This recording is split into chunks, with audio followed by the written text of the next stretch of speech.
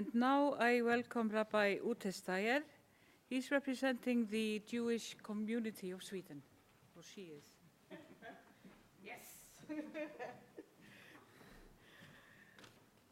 I'm trying to tip the gender balance a little bit, but I realize it's a lost cause. It's not only that I'm one of the few female speakers, as somebody pointed out so correctly, I also want to take the opportunity to say that I'm a rabbi. I'm the rabbi of Stockholm, and I'm also the rabbi of the Great Synagogue in Stockholm, which is conservative, Masorti, meaning I'm not an Orthodox rabbi.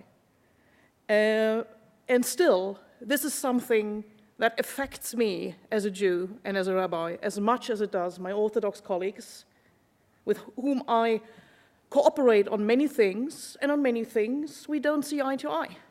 But this is something where we do see eye to eye. And this is something where I also see eye to eye with my Reform colleagues, with whom I otherwise don't see eye to eye. You know, where there's two Jews, there are three opinions. But this is something, actually, where that is not necessarily the case. This is something where we actually really see this as a very important issue for us. And as my colleague Yair pointed out, this has something to do with medical reasons, because this debate is always coming there. But for us, this is not primarily the reason. For us, this is an ethnic, religious, cultural, historical signifier. It connects us to our past, to our present, and our future. This is something that is of utmost importance. And it means that we are different. Yes, we are different. In many things, we do weird things. My neighbors sometimes wonder what I'm building in my backyard each fall that looks like a little hut. If you don't know it, it's actually the Feast of Tabernacles. And they think what I'm doing. Yes, we are different. But you know what? I realized coming here, sitting on the plane, talking to my neighbor, who was Icelandic, so are Icelanders. You are Europeans, and yet you are quite different. You are Scandinavians, and yet you are quite different from most Scandinavians that I know. Many of you are Christians, and still you do things a bit different here. I saw the little stone piles on the highway going from the airport. Being different is not necessarily something that's wrong. But I do get it that you don't understand, or some of you don't understand circumcision. You don't have it, you don't practice it. It looks weird to you. I grew up with it.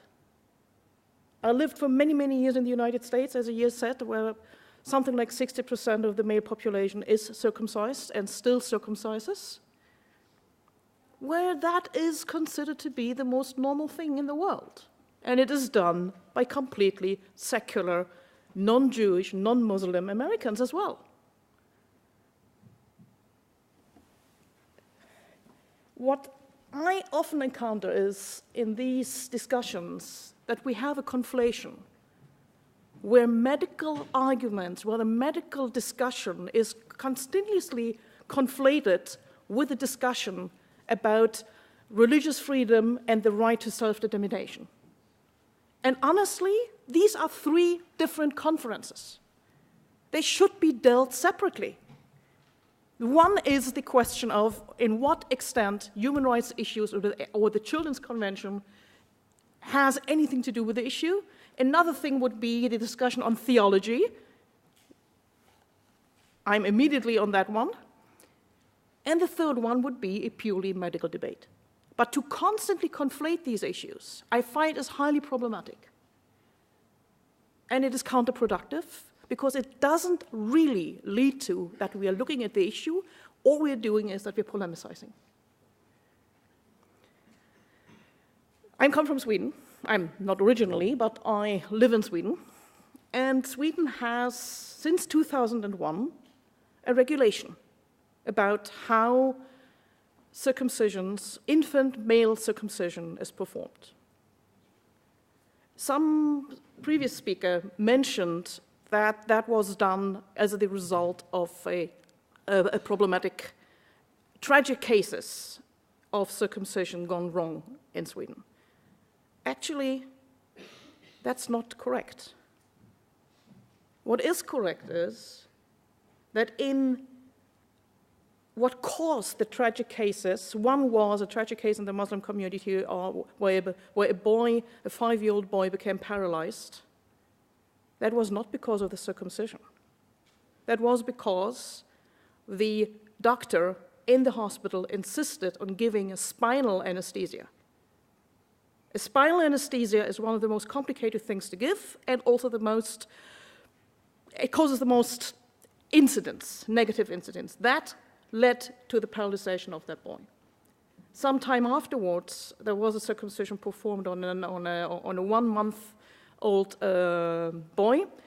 The boy, coming home, became a bit lethargic. The boy was taken back to the hospital where the doctor had performed the circumcision. It was also done by a MD in a Swedish hospital. And the boy was given an injection. Unfortunately, the boy died. Afterwards, the Swedish Board of Health conducted a thorough investigation, and what the result was, that was probably what had happened. Again, it was not the circumcision as such, but that the doctor probably gave the boy an overdose of morphine by mistake. These two cases caused a change in the Swedish regulation for male infant circumcision, leading to that specified exactly how these things are done, who is entitled to do male infant circumcision, what are the qualifications necessary, etc., etc., etc. So if we are taking up these cases, please, we also need to be very sure that we know what actually happened.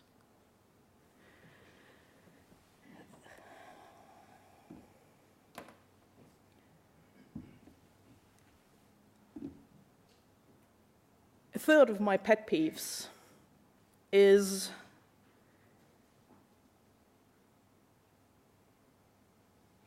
please do not equate male circumcision and female gender mutilation. If you're trying to do that and you're making a cheap polemical point about what you're really doing, and here I'm talking as a woman, you're doing a huge disservice to the worldwide struggle and fight against FGM. One is a circumcision, the other one is a gender mutilation. If you are equating these two things, you're trivializing FGM. And that, I cannot believe, is anyone's of yours intention. Thank you very much.